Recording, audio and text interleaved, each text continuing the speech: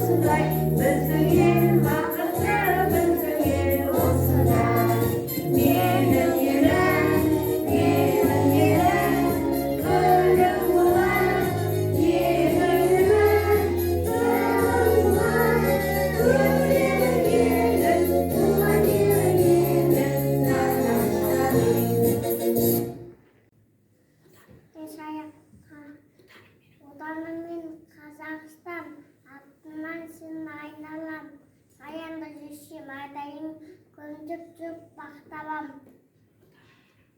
Отаным мен Қазақстан, қалыспен саған әқасан, азаматтың борышты өтеуге мәңгі тапынам. Отаным мен Қазақстан, атынан сен айналам, басы ет жағы өтемін, жасай бер Қазақстан.